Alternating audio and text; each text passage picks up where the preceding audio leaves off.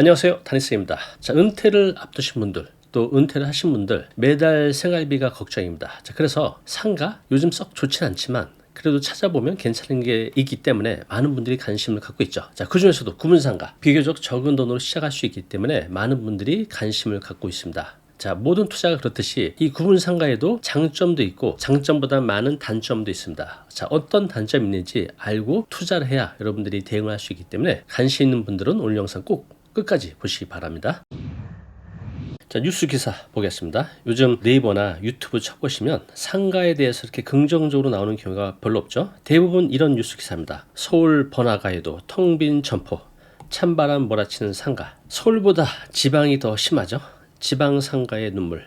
경매 물건 2년 새 160% 급증. 혁신도시 상가 10곳 중이요 4곳은 비어있다고 합니다. 더 심한 곳도 있습니다. 10곳 중 8곳 이상이 비어있는 곳도 있어요. 여기 보시면 1층이 전부 다 임대죠. 이게 한두 달이 아니라 1년, 2년 이렇게 가는 경우도 많이 있습니다. 자, 이렇게 상가를 갖고 계신 분들이 임차인을 못 찾다 보니 은행 이자 감당이 안 되고 하다 보니 경매 물건으로 많이 나오죠. 그래서 수도권 상가 경매 물건 쌓인다, 이런 기사 내용도 있습니다. 자, 그렇다면 구분상가 이건 무엇일까요? 하나의 건물 내에 여러 개의 상가 공간이 각각 다른 소유자에게 분양되는 형태를 말합니다. 즉 층별 소유자도 다르고 또 층에도 여러 개로 나눠져 있을 수 있잖아요. 구역으로 나눠서 또 개별 등기도 할 수 있는 거죠. 자, 우리가 아파트를 보면 하나의 큰 건물이지만 소유주가 다 다르죠. 층별로 또 세대별로. 이렇게 상가는요 아파트하고 같이 구분 등기가 가능한 겁니다. 자, 이 구분 상가 단점도 많이 있죠. 그러나 장점도 있기 때문에 여전히 많은 분들이 하고 계신데요. 그 세 가지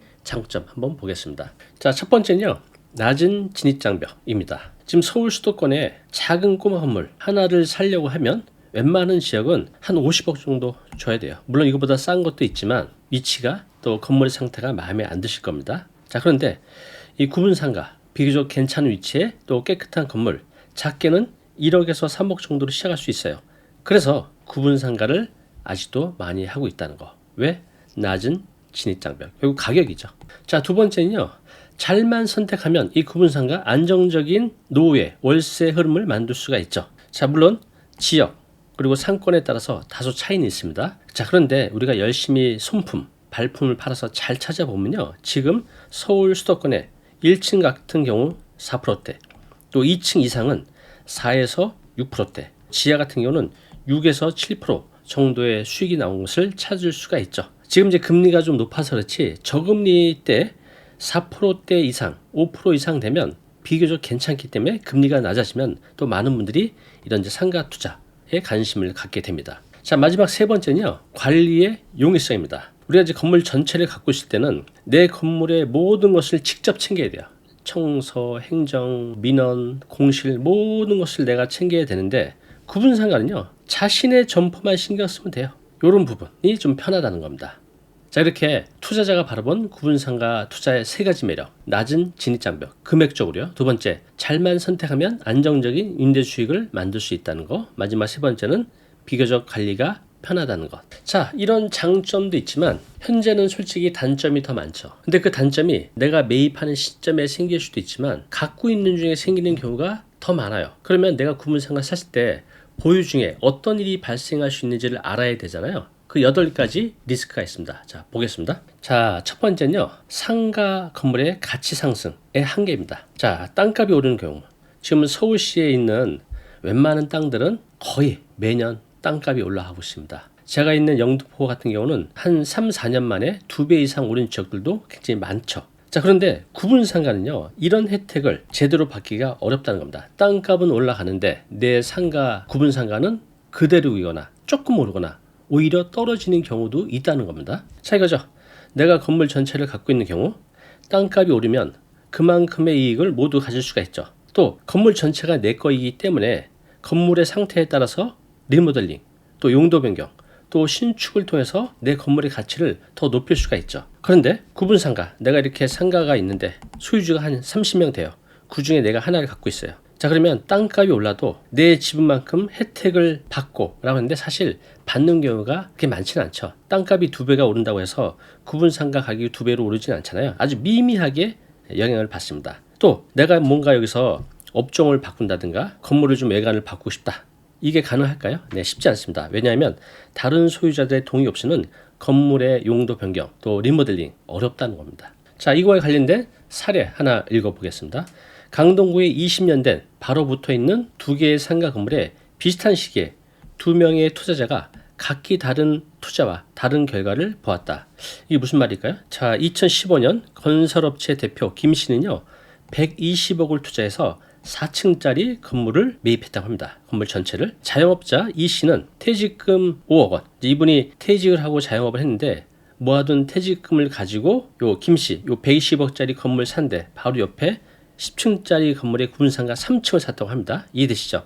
10층짜리 건물을 다 샀다는 게 아니라 그 중에 3층을 5억을 주고 샀다고 합니다. 2015년인데 5년이 지난 2020년 강동구 일대 다양한 개발 호재가 생기면서 땅값이 크게 올랐다고 합니다. 그래서 김 대표가 산 이 건물은 210억 정도로 형성이 되었다고 합니다. 120억에 샀는데 210억이 됐죠. 많이 올랐다고 생각이 드시나요? 네, 이 당시는요 평균 이 정도 올랐습니다. 정말 많이 올랐어요.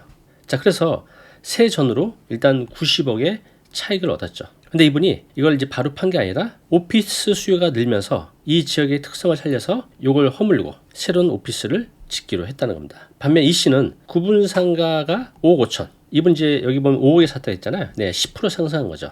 이 씨는 옆 건물은 거의 2배 올랐는데 나는 오른 만큼의 혜택을 보지 못해서 아쉽다라고 말씀하셨다고 하네요. 자, 구분 상가 두 번째 리스크는요. 노후의 한계입니다. 노후화의 한계. 자, 보겠습니다. 자, 아파트를 생각을 해보세요. 재건축에 특별한 호재가 있지 않다고 하면 20년 이상 된 아파트는 새 아파트보다 아무래도 가치가 떨어지게 되죠. 지금 얼어 죽어도 신축, 얼죽신이 유행처럼 똑같은 지역의 신축 가격이 구축 아파트보다는 많이 오르는 거 볼 수 있죠.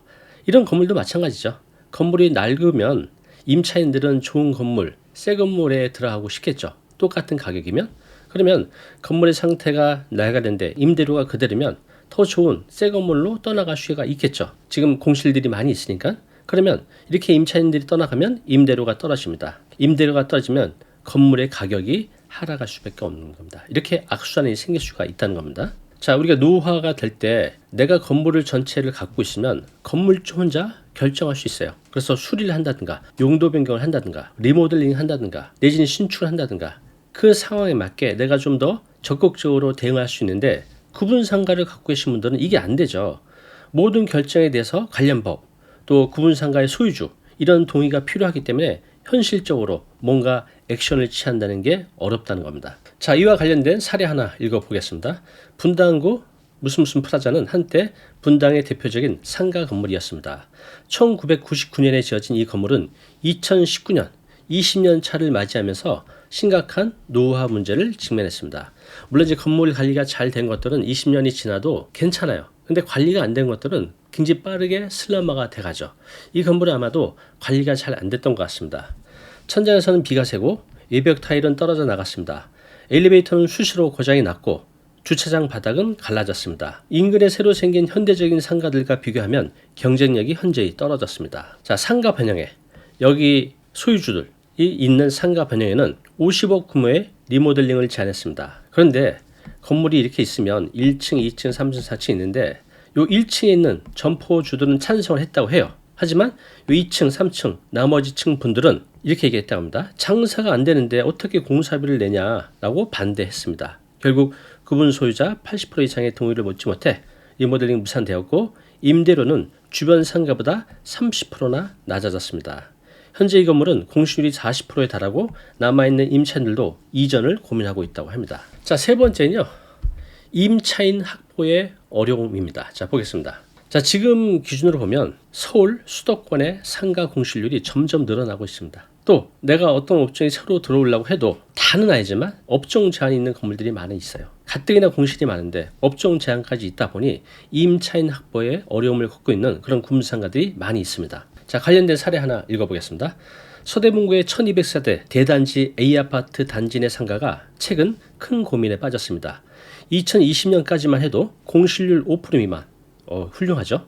잘 나가던 상가였는데 코로나19 이후 상황이 급변했습니다. 인근에 대형마트가 들어서고 배달앱이 활성화되면서 단지 내 상가의 경쟁력이 떨어졌습니다. 게다가 업종 제한으로 인해 MZ세대가 선호하는 카페나 디저트 가게 등 추가로 입점시킬 수 없었습니다. 자, 2023년에는 1층 점포 20%가 비어있고 2층은 무려 40%가 공실 상태입니다. 임대료를 30%나 낮췄음에도 새로운 임차인 구하기가 쉽지 않습니다. 상가 소유주들은 업종 제한을 좀 더 유연하게 풀어야 한다고 주장하지만 기존 영업 중인 점포들은 경쟁 업종이 들어오면 다 같이 망한다며 반대하고 있습니다. 네, 이런 문제가 있는 거죠. 자, 네 번째는요. 경기의 민감성. 자, 보겠습니다. 자, 지금 경기가 안 좋잖아요. 자영업자들이 지금 그 어느 때보다 IMF 때보다 더 힘들다고 해요.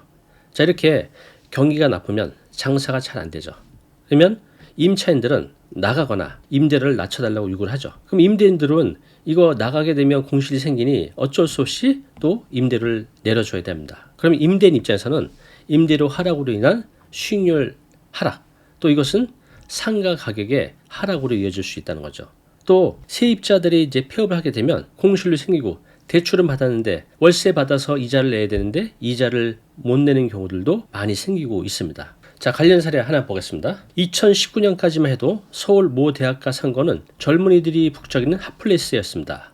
1층 상가의 평균 월세가 800만 원, 2층은 500만 원. 자, 그런데 코로나19 이후 급격히 침체되었습니다. 사회적 거리두기로 유동인구의 90% 가까이가 감소하면서 많은 가게들이 문을 닫았습니다. 2020년 말까지는 1층 상가의 임대료 평균이 640만 원으로 떨어졌고 2층 이상은 더 큰 하락을 받아 325만 원, 35%까지 하락했습니다. 특히 2층에 있던 유명 주점 A는 월 매출이 90% 감소하면서 결국 폐업을 했다고 합니다. 건물주는 6개월 동안 새로운 임차인을 구하지 못했습니다. 자, 다섯 번째는요. 상권 변화의 리스크입니다. 상가는요. 살아있는 생물처럼 주변에 따라서 좋아질 수도 있고 나빠질 수도 있거든요. 자, 이겁니다. 보겠습니다. 자, 상권. 여기 상권이라고 나오죠. 이게 뭐죠? 쉽게 말해서 장사가 되는 구역을 여기가 이제 상권이라고 하죠. 사람들이 많이 지나다니고 물건이나 서비스를 많이 이용하는 지역. 자, 그런데 이 상권이 시간이 지나면서 바뀔 수가 있어요. 주변에 대형 시설, 대형 상권들이 들어온다든가 대형 마트, 쇼핑몰 이런 것들이요. 어떻게 되죠? 그걸로 싹 빠져나갑니다. 또 재개발이 시작돼서 그 주변 지역이 바뀌게 되면 사람들의 이동 경로도 바뀔 수가 있다는 겁니다. 또 교통의 변화, 또 지하철 또는 이제 도로가 생기게 되면 사람들의 유동하는 그 코스가 이렇게 오는 게 아니라 저렇게 갈 수 있다는 거죠. 이런 상권 변화로 인해서 피해를 볼 수가 있습니다. 자, 사례 하나 보겠습니다. 2018년까지만 해도 인천 무슨 시장 인근의 지역 최고의 근린상가였다고 합니다. 30년 넘게 지역 주민들의 사랑을 받아온 이곳은 40개의 점포가 있었고 1층 기준 월 임대료가 평균 300만 원이었다고 합니다. 자, 하지만 2019년 불과 500m 거리에 대형마트 그리고 복합 쇼핑몰이 동시에 들어섰습니다. 자, 여기는 무료 주차는 물론 다양한 브랜드 매장, 문화시설을 갖춘 이 시설들은 순식간에 지역 주민들의 발길을 사로잡았습니다. 한때는 잘 됐지만 이런 대형마트, 복합 쇼핑몰이 들어오면서 고객들이 일로 전부 다 가는 거죠. 자, 2년 뒤 2021년 이곳의 모습은 완전히 달라졌습니다. 임대료 180만 원으로 40% 폭락했고 40개 점포 중 20개가 비어있는 상태가 되었습니다. 공실이라는 거죠. 30년 넘게 장사하던 정육점마저 문을 닫았고 남은 상인들도 버티기 힘들다며 한숨을 쉬고 있습니다. 자, 여섯 번째는요. 구분상가 소유주들끼리의 관리, 갈등의 어려움입니다. 자, 보겠습니다. 자, 이렇게 건물에 여러 명의 구분상가 소유자들이 있다 보니 다 이해 당사자들이잖아요. 의견이 하나로 모아지기가 힘들다는 겁니다. 예를 들어서 관리비 문제. 자, 우리는 엘리베이터 별로 안 쓰니까 전기료 더 낮춰줘야 돼. 먼저 이렇게 요구를 할 수도 있겠고 공용공간 다툼이 있을 수도 있습니다. 예를 들어서 복도, 계단, 주차장 누군가 임의로 사용할 때 여기 안 된다. 또 우리 가게 앞이니까 내 공간이니까 여기 피해가라. 뭐 이런 식으로 같은 건물 내에서 이렇게 협력이 돼야 되는데 자신의 욕심을 많이 내는 거죠. 또 시설 개선의 갈등. 건물이 오래되면 뭐 리모델링 한다든가 입구 부분이 좀 상태가 안 좋으면 그 입구 부분을 좀 더 인테리어를 통해서 개선한다든가. 자, 이렇게 뭔가 의견을 모아야 되는데 각자 자기 생각들이 있기 때문에 건물이 좋아지는 게 아니라 시간이 지나면서 슬럼화 된다는 거. 자, 이런 부분에서 항상 이제 갈등이 생길 수가 있습니다. 자, 사례 하나 읽어보겠습니다.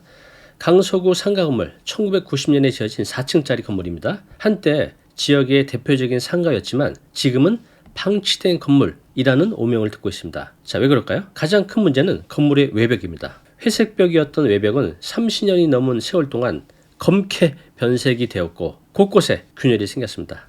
자, 이런 건물을 보면 별로 들어가고 싶지가 않을 것 같아요. 2014년부터 외벽 도색 공사가 필요하다는 의견이 나왔지만 10년이 지난 지금까지도 실행되지 못하고 있다고 합니다. 왜? 서로 의견이 다르니까.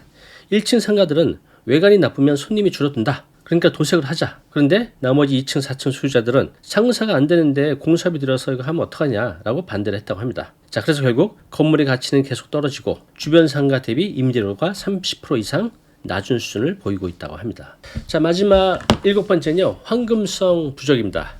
여러분들 지금 상가 사고 싶으신가요? 네, 별로 안 사고 싶죠. 자, 유동성, 황금성 뭐냐면 내가 팔고 싶을 때 쉽게 현금화가 가능해야 되는데 지금 상가 갖고 계신 분들 팔기가 쉽지 않아요. 매각 기간도 오래 걸리고 또 팔아도 금액을 내가 원하는 만큼 받을 수 없고. 자, 왜 이렇게 오래 걸릴까요? 네, 살 사람이 많지 않은 거죠. 경기도 안 좋고 또 금리도 올라가다 보니 대출 받아서 보통 상가를 사게 되는데 여기서 나오는 월세로 이자 내기도 버거운 거죠. 자, 그러다 보니 지금 잘 팔리지도 않고 팔려도 금액을 낮춰야 팔릴 수 있는 상황입니다. 즉 황금성이 부족한 거죠. 자, 이와 관련된 사례 하나 읽어보겠습니다. 서울 송파구에 20년간 식당을 운영하던 김모 씨, 2023년 초 건강 악화로 갑작스럽게 수술을 받게 되었다고 합니다.